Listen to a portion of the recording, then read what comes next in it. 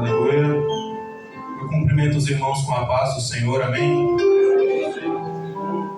Pergunte para o irmão que está do seu lado: já sentiu a presença de Jesus hoje? Abra comigo, 2 Coríntios, capítulo de número 4, a partir do versículo de número 17. 2 Coríntios 4, versículo 17. Enquanto os irmãos procuram, queria ensinar todos os meus agradecimentos a Deus nessa noite, que tem nos sustentado até aqui.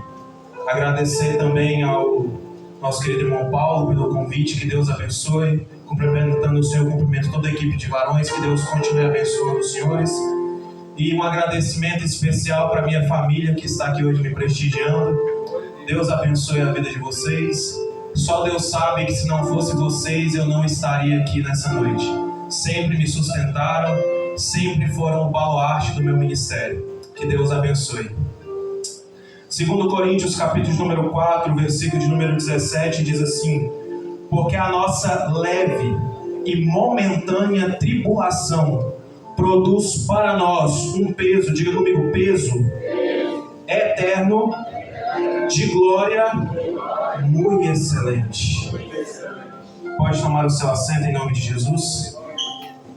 E eu quero pregar sobre o seguinte tema: resgatando a responsabilidade de carregar o peso da glória. Vou repetir: resgatando a responsabilidade de carregar o peso da glória. A glória de Deus, a presença de Deus, no Antigo Testamento era simbolizado por uma caixa que tinha 1,5 metro de comprimento, 75 centímetros de largura, 75 centímetros de altura, feita de uma madeira chamada acácia revestida de ouro, com uma tampa por cima chamada tampa do propiciatório. Em cima dela 2 querubins de ouro, dentro dela as tábuas da aliança, um pote de comaná e a vara de Arão que florescera. O instrumento máximo de simbolizar a presença de Deus. E a ordenança era que fizessem nela 4 hastes com 4 argolas. Para quê? Para que os descendentes de Levi, sacerdotes escolhidos, carregassem a presença de Deus nos ombros. A média que essa arca pesava era mais ou menos 200 quilos. Por isso que era necessário 4 sacerdotes para carregá-la. Mas, irmão Vitor, o que isso tem a ver? É porque para Israel tinha uma ordenança: quando vocês forem para a guerra, quando precisarem falar comigo, levem a arca do Senhor, porque a presença de Deus acompanhará vocês. Só que tem um problema, não vou falar a história toda porque senão não dá tempo. Mas tem um problema. Quando chega nos dias de Samuel, tinha um profeta chamado Eli que tinha 2 filhos, Ofni e Finéias. Estes não tinham temor pela presença de Deus. Se prostituíam na frente da presença de Deus e achavam que estava tudo bem. Um dia Israel estava perdendo a guerra. Eles falaram: somos filhos de sacerdote, somos filhos de crente. Só que esqueceram que filho de crente não é neto de Deus. Pegaram a arca e levaram para a guerra. Quando chega na guerra, os filisteus matam eles com arca e tudo. Carrega a arca para o templo de Dagon, onde ficava o território deles. Colocam a arca diante do templo de Dagon. Só que tem um detalhe: no outro dia, quando eles vão olhar, a estátua de Dagon está prostrada diante da arca, como quem Deus diz: eu ainda continuo sendo Deus dos deuses. No outro dia, levantaram Dagon. No outro dia chegaram lá, está Dagon prostrado de novo, só que dessa vez mais humilhante. As mãos e a cabeça cortada, dizendo: Deus, eu ainda mando em tudo. Os filisteus falaram: não dá para continuar com esse trem aqui não. Vamos mandar de volta para Israel. Que jeito que eles mandam? E preste atenção nisso. Eles montam uma carruagem, colocam 2 vacas para carregar ela e mandam em direção a Israel. A primeira cidade de Israel é Bet-Selém, onde chega a Arca da Aliança. Quando a arca chega lá, vem os curiosos olhar o que tem dentro da tampa do propiciatório. Deus mata os 70 que olharam. O povo fica com medo e faz o seguinte: tem um sacerdote aqui perto chamado Abinadab. Vamos deixar a arca na casa dele. Deixaram a arca e o texto finaliza assim: e a arca ficou na casa de Abinadab durante 20 anos. Irmão Vitor, o que isso quer dizer? Você acha que foram 20 anos, mas foram 20 anos e no 20º ano o povo pediu um rei para Deus. Chegaram para Samuel e falaram: fala para Deus mandar um rei para a gente, porque esse negócio de juiz não está dando certo mais não. Saul é instituído rei e reina 42 anos e ninguém mandou buscar a arca. Ou seja, 20 mais 42, 62 anos sem a arca de Deus em Jerusalém, 62 anos sem a presença de Deus em casa. Só que não foi 62, porque Davi reinou 7 anos em Hebrom antes de se tornar rei de Israel. 62 mais 7, 69 anos sem a presença de Deus em casa. Irmão Vitor, o que isso quer dizer? É que foram 69 anos sem sentir saudade da presença de Deus. Foram 69 anos sem perceber que o Espírito Santo havia se retirado. Se isso não pesa para você, sabe por quê? O Espírito Santo, ele é um cavalheiro, um gentleman. O Espírito Santo, ele não divide espaço com ninguém. O Espírito Santo olha assim e fala: se é isso que está dominando o seu coração, não tem problema. Eu saio, e saio de fininho, para não te atrapalhar. Sabe o que é que o Espírito Santo está dizendo para nós como varões, para nós como igreja nessa noite? Será que você perceberia se eu me retirasse da sua vida hoje? Ou melhor, quantos cultos o Espírito Santo não tem se feito presente e nós não temos percebido? Quantas vezes o Espírito Santo pode ter se retirado da nossa vida e nós não percebemos? Irmão Vitor, e como que eu percebo isso? Se falar palavrão para você está normal, se fazer fofoca está normal, se não sentir saudade de orar está normal, se não sentir saudade de ler Bíblia está normal. Qual foi a última vez que você fez um jejum? Se tudo isso não te toca, se tudo isso você não sente falta, é bom rever se o Espírito Santo ainda está perto. Qual foi a última vez que você veio na igreja e sentiu o Espírito Santo? Qual foi a última vez que você veio na casa dele e o convidou para sentar do seu lado? Qual foi a última vez que você derramou lágrimas na presença de Jesus sentindo o Espírito Santo? A verdade é que o Espírito Santo tem se retirado dos nossos encontros e nós não temos percebido. Porque nós valorizamos tudo, nós queremos colocar tudo no centro, mas a presença dele sempre será o centro das nossas vidas. Irmão Vitor, só notícia ruim. Acho que depois da última mensagem é por isso que o irmão Afonso não falou para entregar o bolo todo hoje. Mas percebe, irmãos, e aqui eu trago uma boa notícia: ainda dá tempo. Ainda dá tempo de trazer a presença de volta para casa. Davi convoca uma reunião, consulta os capitães, consulta os príncipes, consulta o povo e fala assim: tive uma ideia. O quê? Não quero reinar se a presença de Deus não for comigo. Vou buscar a arca que está na casa de Abinadab e trazer de volta de onde ela nunca deveria ter saído.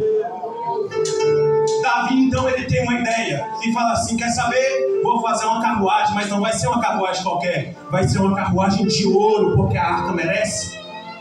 Vou pegar os melhores bois que tem para carregar a arca. E ele manda quem acompanha a arca, Aiô e Uzá, filhos de Abinadab. Eles acompanham a arca de volta para Jerusalém. Davi está alegre, o povo está alegre, mas tem um problema. Quem disse que o peso da glória foi para boi e arca e carruagem carregar? Porque junto com a construção da arca, Deus deu uma ordem: não coloquei 4 hastes e não coloquei 4 argolas à toa. Se tem haste e argola, não é para animal carregar, é para os sacerdotes carregarem, porque eles eu incumbi a responsabilidade de carregar o peso da presença. Aleluia. Coloca a arca no carro. O carro vai. Chega numa estrada muito esburacada. A arca começa a gangorrar. A arca vai cair. Uzá coloca a mão na arca indignamente, porque não é da linhagem sacerdotal. Deus mata Uzá. A festa acabou. Por que, irmão Vitor? A intenção de Uzá era boa. Pois é. Mas é porque o inferno está cheio de boas intenções. Deus não trabalha com boas intenções. Deus trabalha com princípios e obediência. A arca vai cair, não cai. E por que Deus mata Uzá? Porque tem cultos, tem lugares que a arca tem que cair, para a gente aprender a valorizar a presença de Deus. Davi então pega a arca e coloca de volta, que coloca na casa de Obed-Edom. Por quê? Vamos rever a estratégia de trazer a presença de Deus de volta. Irmão Vitor, mas qual que é o problema do carro? Porque não é dos bois a responsabilidade. Sabe o que nós temos feito como igreja? Sabe o que nós temos feito como varões? Porque além de sermos, como está em 1 Pedro 2,9, geração eleita e sacerdócio real, nós como igreja somos os sacerdotes de Cristo. Os varões têm uma incumbência ainda maior, porque além de serem sacerdotes de Cristo, ainda são sacerdotes do lar. Então, meu irmão, me desculpe, mas se tem faltado presença de Deus na sua casa, a responsabilidade é sua. Eles colocam a arca e falam assim: nós vamos transferir a nossa responsabilidade para o boi. E nós temos feito isso.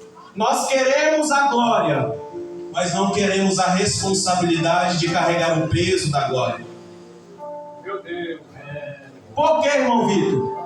Porque o carro de boi é bonito, é de ouro, tem pedras preciosas, é lindo, mas não é bíblico. É bonito, mas não tem palavra. E a Bíblia diz que eles foram cantando. Tinha música, tinha instrumento, tinha tamborim, tinha até a presença, mas não tinha a presença de Deus manifesta. Porque culto sem palavra não pode ter presença. Louvores são para duas coisas, músicas são para duas coisas. A primeira, entronizar algo.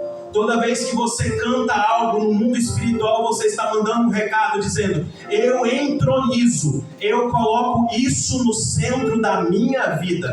Então, primeiro, louvor é para entronizar Deus. Segundo, louvor é para preparar os corações para receber a semente da palavra. E quem planta sabe que preparar o solo é tão importante quanto a planta. Só que sabe qual é o nosso problema? A gente tem preparado 80 alqueiros e tem plantado 20. A gente quer passar 2 horas de culto, louvar 2 horas e 45 minutos e dar 15 minutos para a palavra. Não estou falando aqui, estou falando em algumas igrejas que eu vou por aí. Um dia eu andei 500 quilômetros, me deram 10 minutos para pregar. Preguei meus 10 minutinhos, entreguei o microfone e fui embora. Mas sabe qual que é a realidade? A gente tem preparado muito solo e tem semeado pouco. Está na hora de nós voltarmos a colocar a palavra de Deus no centro dos nossos cultos. Porque culto que tem palavra, culto que tem Bíblia, o Espírito Santo se manifesta. E aí, irmão Vitor? Aí que nós temos transferido essa responsabilidade, eu te convido, coloque a arca de volta nos seus ombros. Tire a arca das escoras que nós temos colocado.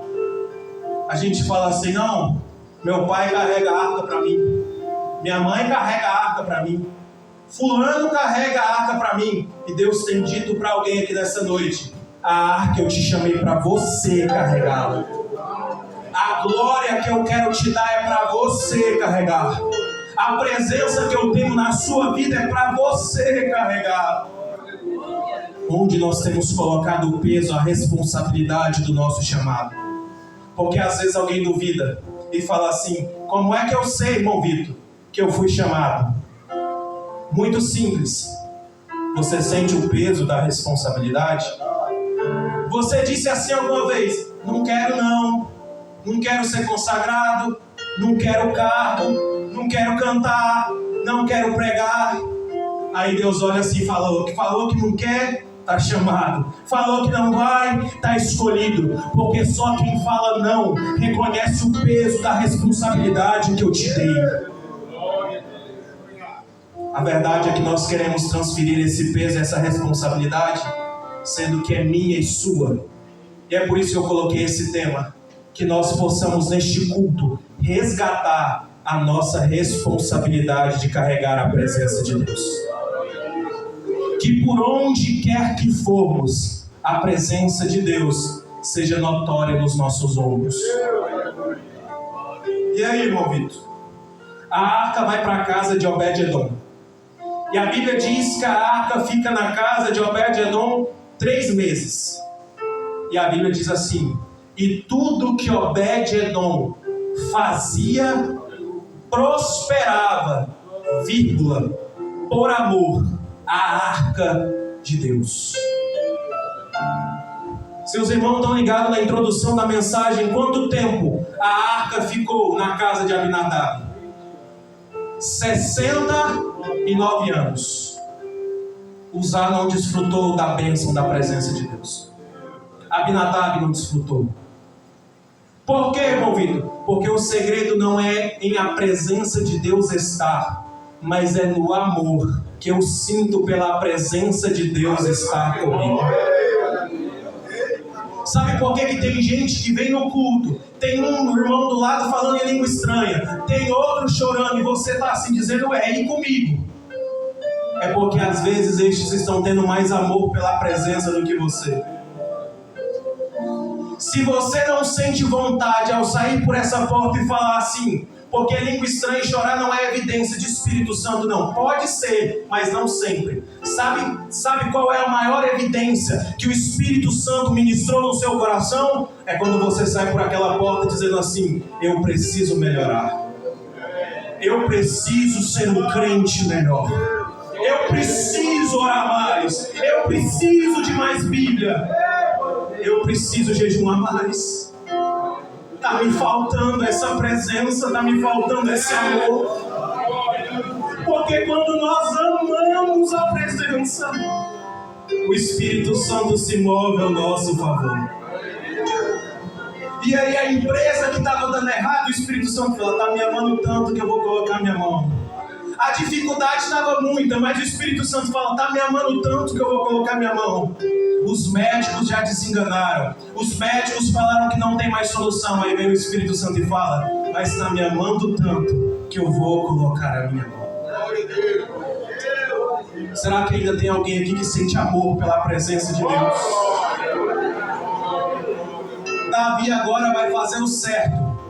E em vez de consultar os príncipes e os capitães, ele vai consultar os sacerdotes. E a Bíblia diz: e Davi se lembrou que a responsabilidade de carregar a arca era dos sacerdotes. Ele então chama os sacerdotes, vai lá na Bíblia, na Torá, Levíticos, Números, Deuteronômio, e lá está escrito que quando for carregar a arca, que tenha sacrifícios. A cada 7 passos, desçam a arca e sacrifiquem. 7 passos, desçam a arca e sacrifiquem. 7 passos, desçam a arca e sacrifiquem. Porque não existe carregar o peso da glória de Deus sem sacrificar algo. Para carregar a presença de Deus, nós sempre teremos que sacrificar alguma coisa na nossa vida. Muitas vezes Deus vai te pedir coisas que você não queria sacrificar, mas para que a glória permaneça, será necessário esse sacrifício. Muitas vezes Deus vai pedir para você sacrificar certas amizades, certos ambientes, certos trabalhos, certos estudos. Eu não sei o que Deus pode exigir de sacrifício, mas é impossível carregar a presença de Deus sem que haja sacrifícios na nossa vida. Os sacerdotes então colocam a arca no ombro, começam a sacrificar, começam a caminhar e vão na direção de Jerusalém, de onde a presença nunca devia ter saído. A questão é que a arca chega em Jerusalém. E a Bíblia diz que Davi dançava, saltava, pulava como ninguém. Davi pega as vestes reais e joga no chão. Pega o cetro e joga no chão. Pega a coroa e joga no chão. Fica só com as roupas de servo. Aí, Mical está lá de cima do palácio, com o nariz todo empinado, olhando assim, falando: como pode o rei de Israel pagar um papelão desse? Como pode o rei de Israel tomar uma atitude dessa? Meu irmão, é porque na presença de Deus não existe rei, na presença de Deus não existe juiz, na presença de Deus não existe médico, não existe pastor, não existe evangelista. Na presença de Deus existe só uma classe chamada servos.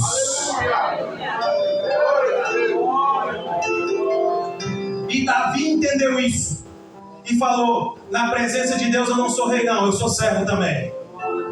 Alguns historiadores dizem que quando a arca entrou em Jerusalém, os idosos começaram a chorar e os jovens ficaram sem entender o que era aquele chororô todo por causa de um baú de madeira com ouro. É porque só quem já pisou no Santo dos Santos sabe que não tem como viver em outro lugar. Só quem já habitou na presença sabe que não tem lugar melhor. Davi sabia disso. Os anciãos sabiam disso. E eu vou repetir: não há lugar melhor do que habitar no Santo dos Santos. Sabe por quê? Porque só quem já pisou lá sabe a sensação e a saudade que é quando se não está nele. É por isso que ainda é possível trazer a arca de volta. Porque muitos dos que estão aqui nasceram na igreja, se desviaram, mas enquanto estavam desviados, um dia escutou aquele louvor que mexe com a alma. Um dia escutaram uma palavra de Deus. Um dia alguém falou de Jesus para você de novo e você sentiu saudade da presença que um dia você havia sentido.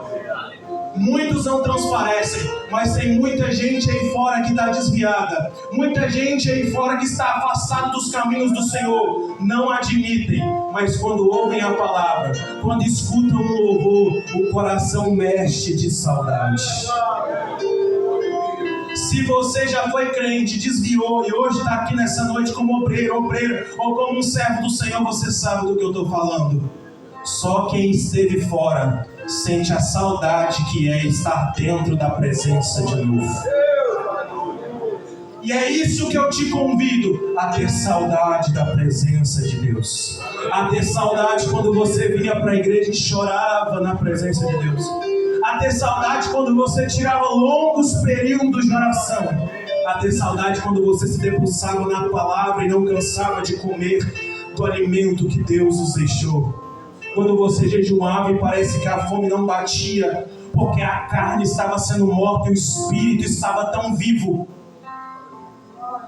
Deus está dizendo: que saudade que eu tenho das suas orações de madrugada. Que saudade eu tenho quando você vinha para o culto com o coração aberto.